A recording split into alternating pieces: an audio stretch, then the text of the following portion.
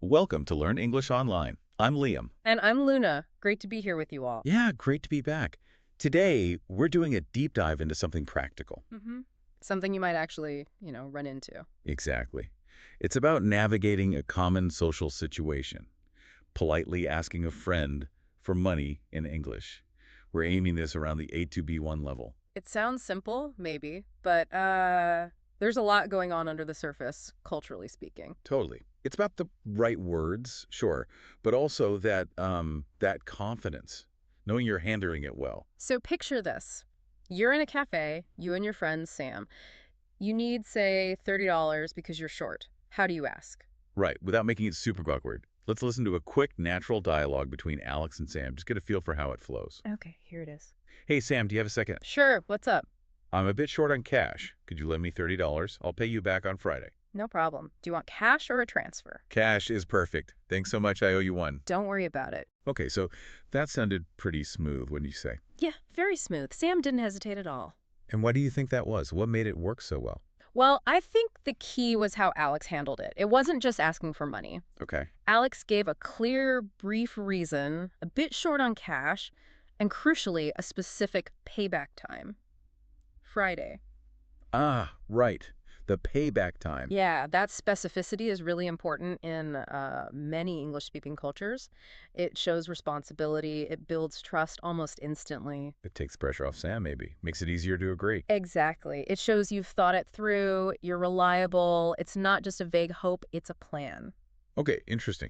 So let's dig into the actual words they use. Some really essential vocabulary came up there. Let's start with borrow. Borrow. All So right. borrow is when you take something, planning to return it. It's your action, receiving the thing. Like Alex asking, can I borrow $30? Precisely. And, while can I borrow is fine, especially for like a pen or something small. Right. For money, asking, could you lend me, often sounds a little softer, a bit more polite, maybe. Okay. Yeah. It puts the focus on the other person's action, their generosity. Exactly. Which brings us to lend. Lend. So that's the opposite action. Right. If you borrow from someone, they lend to you. Lend is the giving part, knowing it'll come back. Got it. Borrow is take, lend is give. Clear distinction. Very important. And once someone lends you the money, You've got to pay them back. pay you back, simple phrase, huge meaning. It just means return the money later. And Alex was specific. I'll pay you back on Friday. Yes. And that clarity, again, is key. No ambiguity. It respects your friend's trust. Okay, and the last bit, the thank you.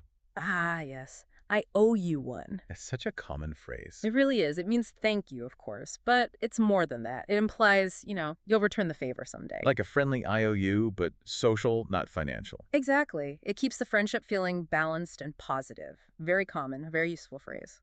Okay, so those are the building blocks. Borrow, lend, payback, I owe you one. Let's hear them in a few more quick examples just to help them sink in. Good idea. How about this one?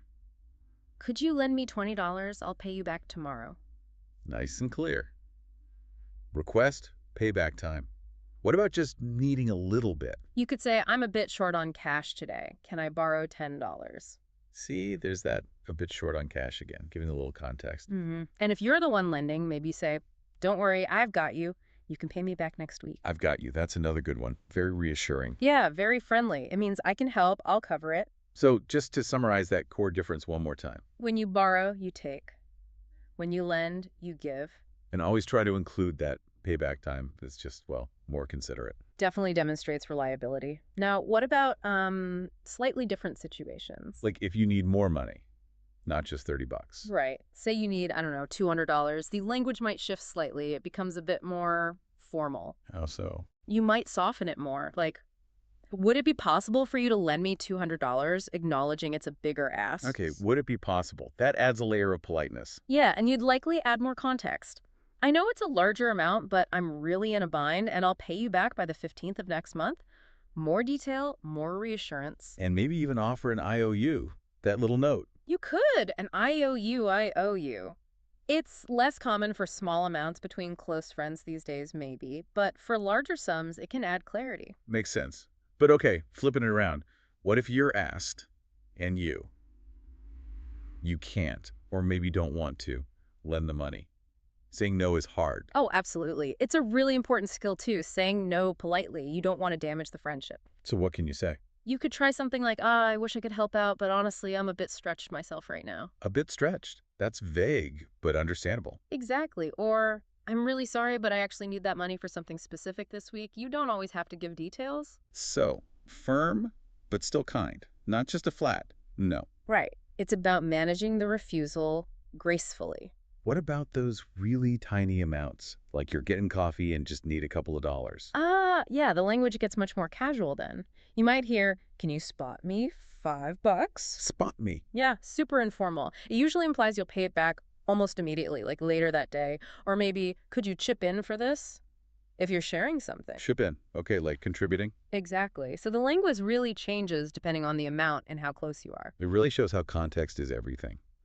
Okay, let's break down the structure of Alex's request, like the different parts. Good plan. It helps you build your own requests. So first up, the opening. Getting their attention first. Right, you don't just jump into asking for money. You need a little pre-request signal. Like Alex said, do you have a second? Exactly. Or do you have a minute? Or even faster, got a sec. It's like knocking before you enter the conversation topic. Okay, polite entry.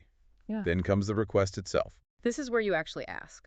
We talked about, can I borrow? And could you lend me? And could you is often a bit better for money, you said. Generally, yeah. It feels a bit more respectful of the favor you're asking. Makes sense. After the request comes. The crucial part, the promise. Stating when you'll return the money. Yes. I'll pay you back on Friday, or by next Tuesday, or next week.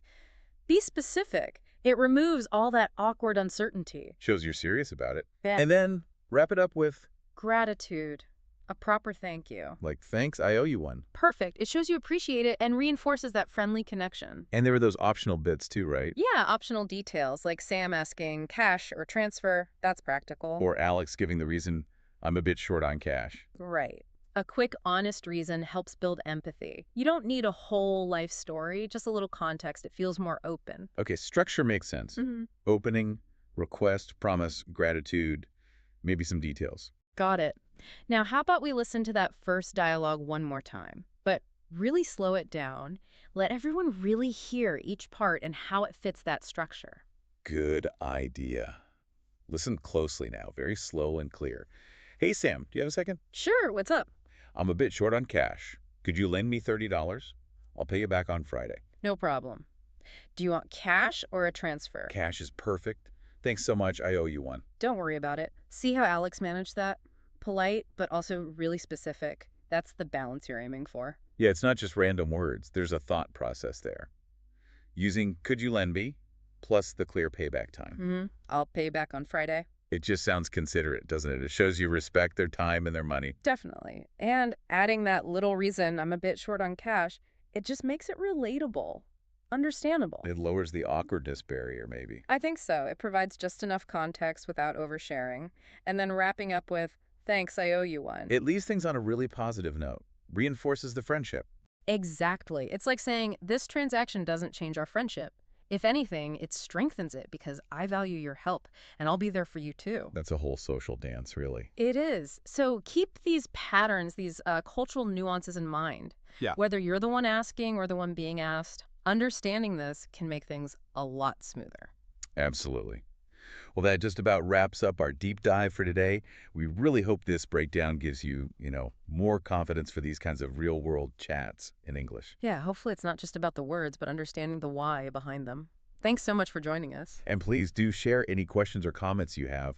We really enjoy hearing from you, and we do read everything. We absolutely do. Okay, before we go, here's a little something to chew on. We talked about politeness with money.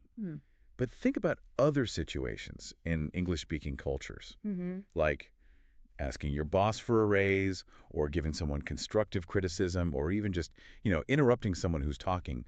What are the unwritten rules there? Ooh, good question. What kind of specific phrasing or social etiquette is needed that might not be obvious? Something to ponder. Until our next deep dive. Goodbye for now. Bye, everyone.